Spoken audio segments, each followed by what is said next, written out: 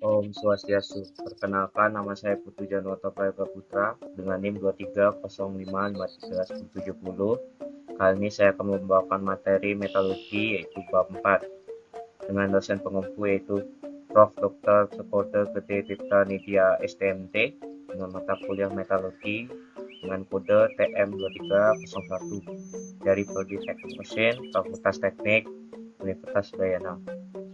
Kita lanjut langsung ke materinya. Dari sumber literatur yang saya gunakan yaitu menggunakan buku dari Metallurgy of the Non-Metallurgists yang second edition yang diedit oleh by Arthur C. Reardon. Lanjut lagi. Kemudian ada daftar isi dari bab 4. Yang pertama ada 4.1 logam asli, 4.2 zaman perunggu, 4.3 membuat logam, ekstraksi praktek, 4.4 besi, 4.5 penemuan logam modern, 4.6 pemurnian logam. Lanjutkan. Pertama ada 4.1 logam asli. Sebagian besar logam secara alami terjadi sebagai mineral atau senyawa. Atom logam setelah bereaksi dengan logam lain atau dengan atom bukan logam. Salah satu tugas utama ahli metalurgi adalah mengekstraksi logam dari senyawa. Dan kita lanjut ke periode Charlolitik adalah nama yang diberikan para arkeolog untuk periode waktu yang mendahului zaman perunggu di mana logam pertama kali dikuasai, dan mereka diperkirakan periode ini antara 5000 sampai dan 3000 sampai Masehi, sebelum Masehi. Yaitu ada tabel 4.1 di materi selanjutnya. Contohkan ini dia tabel 4.1 yaitu daftar kronologi perkembangan penggunaan bahan yang dari 9000 sebelum Masehi sampai pada tahun 1884. Ini untuk detail-detailnya. Ada logam paling awal hingga alumni secara elektronik. Lanjut lagi. 4.2 zaman perunggu. Zaman perunggu dimulai ketika ditemukannya bahwa campuran dua logam atau paduan lebih kuat daripada salah satu logam yang diambil secara terpisah. Penemuan ini memungkinkan terjadinya waktu yang hampir bersamaan dengan ditemukannya metalurgi ekstraktif. Penemuan bahwa penambahan paduan ilmiah memperkuat tembaga adalah inti dari zaman perunggu. Analisis kimia panduan perunggu khusus dari Timur Tengah kuno menunjukkan bahwa panduan tersebut mengandung sekitar 87% tembaga, 10% hingga 11% timah, dan sejumlah kecil dalam kurang dari 1% besi, nikel, timbal, arsenik, dan antinom. Kita lanjut. Perunggu secara signifikan lebih kuat daripada tembaga murni dan berguna baik secara alat maupun sebagai senjata. Foto pengecoran perunggu kuno ditunjukkan pada gambar 4.1 yaitu ini. Pengecoran ini adalah contoh dari kesempurnaan tingkat tinggi yang dicapai dalam teknologi pengecoran Cina pada abad ke-7 sebelum Masehi. Perunggu dalam pengecoran ini mengandung lebih sedikit timah daripada senjata perunggu khusus dari area yang sama. Seperti ini dia pengecorannya. Ya, kita lanjut lagi. Itu materi selanjutnya 4.3 membuat logam ekstraktif praktek. Sebagian besar unsur logam terdapat secara ilmiah sebagai mineral atau biji yang merupakan senyawa yang dihasilkan dari ekstraksi antara atom logam dan non-logam. Kemunculan alami dan mineral logam yang secara tercantum dalam tabel 4.2 ini. Sebagian besar biji tembaga, seng, dan timbal adalah sulfida, sedangkan besi dan aluminium umumnya ditemukan dalam biji oksida. Ini dia tabel 4.4 kemunculan logam yang umum. Zat-zatnya ada karbonat, fluorida, halida, logam asli, oksida, fosfat, silikat, sulfat, sulfida, dan aneka ragamnya. Kita lanjut ke materi selanjutnya. Skema tanur sembur timah untuk peleburan biji ke lana diilustrasikan pada gambar 4.2. Pada dasarnya proses tersebut adalah kunci untuk setiap proses ekstraksi alergi pyromet. Itu pada gambar 4.2 yang seperti ini dia skemanya. Pada tungku timbal atau buka, tungku ini disebut sebagai tanur sembur karena sembur udara digunakan untuk melebur campuran biji atau potas seperti ini peleburannya. Lanjut lagi materi selanjutnya. 4.4 besi. Nama awal dari besi berarti batu dari surga dalam beberapa bahasa. Namun ini mungkin dihasilkan karena besi pertama yang digunakan adalah seorang manusia kuno, secara harfiah adalah dari surga. Meteor itu beratnya dari beberapa ons hingga puluhan ton telah jatuh di bumi sejak awal Ning. Peleburan besi seperti reduksi tembaga per biji sulfida. Reduksi pertama, oksida besi mungkin tidak sengaja. Karbon bereaksi dengan biji besi membentuk karbon dioksida dan besi. Operasi peleburan besi awal dilakukan di tungku cerobong asap seperti yang ditunjukkan pada gambar 4.3 seperti ini. Dia menggunakan dari tungku untuk peleburan operasi pertamanya seperti ini gambarnya. Kita lanjut lagi ke materi selanjutnya. Desain tanur sembur yang lebih baik, kemungkinan terciptanya suhu yang lebih tinggi hingga suhu melebihi titik leleh besi. Besi cair melarutkan karbon dan pengecoran lainnya yang tidak terjadi pada produksi spons dan besi tempa. Produk dari tungku yang melelehkan besi disebut pig iron. Komposisi pig iron tipikal diberikan pada tabel 4.3. 4.3 yang ini untuk tabelnya itu komposisi kimia dari pig iron yang khusus itu ada karbon, silikon, dan belerang besi. Ini dia 3,50 sampai 4,25, dan silikonnya ada 1,25 sampai 2,0, mangannya ada dari 0,90 sampai 2,5%, belerang itu 0,04, besi itu 94,25 sampai 88,96. Kita lanjut lagi ke materi selanjutnya. Penggunaan tanur sembur sangat meningkatkan laju produksi besi. Skema tanur sembur ditunjukkan pada gambar 4.4 ini.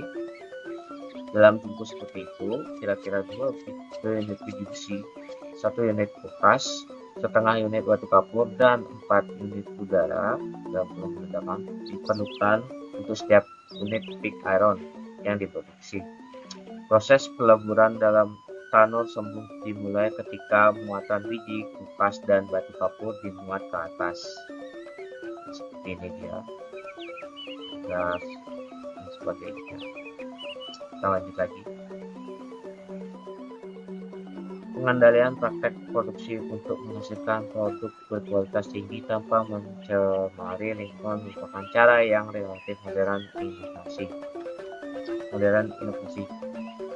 Pencemaran lingkungan tidak dianggap sebagai masalah sampai saat ini, namun produksi jelaga sudah dikenal luas, seperti yang diilustrasikan pada gambar 4.5 yang merupakan gambar versi awal tanur sembur.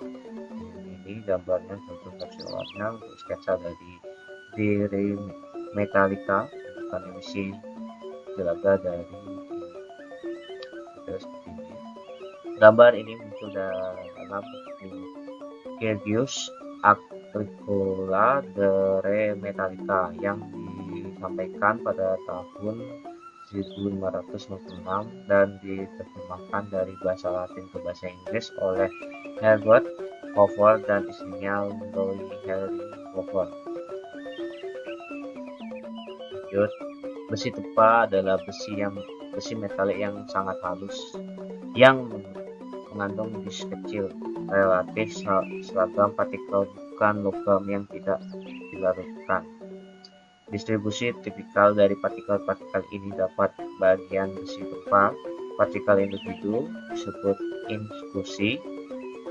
Ketika termasuk ions diselaraskan ke arah aliran selama memalu seperti yang ditunjukkan pada gambar 4.6.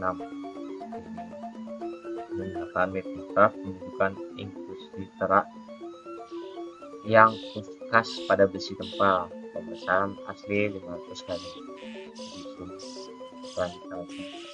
Dari 4.5 itu penemuan logam modern menggunakan akhiran dalam bahasa Latin dalam penamaan logam seperti berlian adalah tipikal dari akhiran pada sebuah logam yang diletakkan atas diisolasi setelah tahun 1800. Beberapa penggunaan komersial dari beberapa logam dijelaskan selanjutnya, yaitu berlium B ditambahkan ke tembaga yang meningkatkan kekuatannya. Mekanisme atau proses di mana berlium meningkatkan kekuatan tembaga sangat berbeda dengan penguatan yang dihasilkan oleh penambahan timah atau seng pada tembaga. Kadmium ditemukan pada tahun 1817 dan terutama ditemukan dalam biji seng. Pelapis atau pelapis kandium digunakan untuk melindungi mur, baut, dan komponen lain yang terbuat dari baja berkekuatan tinggi atau logam lain yang relatif rawan korosi. Saudara, kromium ditemukan pada tahun 1798 dan digunakan terutama sebagai tambahan paduan dalam produksi baja.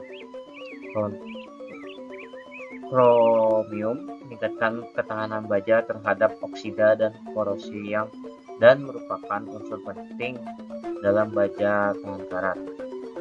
Jadi, molybdenum ditemukan pada tahun 1781 dan pertama digunakan sebagai tambahan paduan untuk baja. Namun, molybdenum meleleh pada suhu sekitar 2620 derajat Celcius atau 4750 derajat Fahrenheit dibandingkan dengan 1535 derajat Celcius atau 2795 derajat Fahrenheit untuk besi. Perbedaan suhu leleh ini mempersulit penggabungan kedua logam menjadi paduan. Ini ada tungsten, pertama kali disuling dari biji pada tahun 1783 dan awalnya disebut wolframium. Penggunaan utama tungsten saat ini adalah dalam bentuk tungsten carbide yang merupakan bahan yang sangat keras dan tahan haus. Lanjut, kita ada vanadium. Vanadium adalah salah satu yang paling keras dari semua logam yang relatif murni. Ditemukan pada tahun 1830 dan sebenarnya lebih melimpah dari tembaga, nikel, atau seng, tetapi sangat sulit untuk dimurnikan. Vanadium terutama digunakan sebagai tambahan paduan pada baja untuk membuat alat pengerjaan kayu dan pengerjaan logam. Magnesium adalah yang paling ringan dari logam struktural yang banyak digunakan. Magnesium lebih dari sepertiga lebih ringan dari aluminium, memiliki kerapatan yaitu 1,7 gram cm persegi dibandingkan dengan kerapatan aluminium yaitu 2,7 gram cm persegi. Lanjutkan ke titanium. Ditemukan sekitar tahun 1750, tetapi karena sulitnya membebaskan titanium dari oksigen dan nitrogen, titanium tidak tersedia sebagai bahan struktural hingga tahun 1940-an. Titanium sulit untuk diproses dan dibentuk, tetapi memiliki kekuatan yang tinggi dan kepadatan yang rendah. Lanjut ke iridium, rhodium, palladium, dan platinum. Bersama dengan emas disebut logam mulia. Mereka semua sangat padat dan sangat tahan korosi. Namun istilah logam mulia juga berada dari fakta bahwa semua logam ini mahal. Dan ada aluminium, unsur yang paling melimpah ketiga di muka bumi. Adalah anggota keluarga logam yang meliputi gallium, andium, dan kalium. Aluminium tidak ditemukan sampai 1825. Aluminium sangat murni seperti tembaga, emas, dan perak, terlalu lunak untuk menjadi bahan struktur yang berharga. Materi yang terakhir 4.6, pemurnian logam. Pemurnian logam mengacu pada proses yang memurnikan logam yang diekstrak. Pemurnian logam seperti ekstraksi logam dari biji mencukupi banyak praktek kuno dan kemajuan yang lebih modern. Teknik pemurnian untuk sebagian besar logam jauh lebih rumit, tetapi melibatkan fenomena serupa. Banyak teknik dari sekarang digunakan tidak berkembangkan, tetapi beberapa waktu terakhir hari ini penyulingan dapat digunakan untuk menghasilkan logam yang sangat murni. Tembaga, emas, perak, aluminium, besi, dan banyak logam lainnya dapat dibeli dengan tingkat pemurnian 9,999% yang setara dengan 1 bagian kenajisan dalam sejuta. Lanjut lagi. Praktik penyulingan modern sangat baik, dan logam serta panduan yang hampir bebas dari unsur yang tidak diinginkan sekarang dapat diperoleh. Sayangnya, pemurnian seperti ini biasanya mahal dan sebagian besar paduan teknik mengandung atau pengotor dalam jumlah yang signifikan. Hal ini dapat dengan mudah dilihat dari mikrograf aluminium murni komersial. 69% murni pada pembesaran 500 kali pada gambar 4,7. Partikel gelap pada grafik mikro merupakan konsentrasi senyawa pengotor. Dalam hal ini Ai203. Konsentrasi atau partikel pengotoran ini mirip dengan unglesi atau singar pada besi tempat. Gambarnya yaitu mikrografa infusi bahan logam pada aluminium murni komersial yang menggunakan kaca membesar, hasil resolusi 500 kali. A itu struktur anil dan B itu struktur pengerjaan dingin. Jadi ada titik hitamnya dia. Itu senyawa pengotoran. Lanjut lagi. Meskipun logam dengan kemudian sangat tinggi biasanya terlalu lunak untuk aplikasi struktural, sejumlah kecil pengotor dalam beberapa logam murni komersial memberikan kekuatan yang memadai untuk beberapa aplikasi struktural. Misalnya penukar panas komersial untuk aplikasi tertentu dibuat dari titanium murni komersial. Itu pada gambar 4.8 ini, yaitu penukaran panas menggunakan beberapa tingkatan titanium murni komersial. Meskipun titanium dicirikan oleh konduktivitas termal yang agak rendah dibandingkan dengan logam lain seperti logam dasar tembaga, faktor desain utama dalam perpindahan panas berkaitan dengan ketebalan material, ketahanan korosi, dan dalam permukaan, tidak hanya untuk kompleksitas dan logam. Nah, dan itu saja yang materi yang saya ingin bawakan dari presentasi ini. Nah, jika ada kesalahan atau kurangnya kelengkapan materi yang saya bawakan, dan saya harap kedepannya saya akan bisa lebih baik lagi. Dan sekian video kali ini, dan terima kasih atas perhatiannya. Sampai jumpa lagi.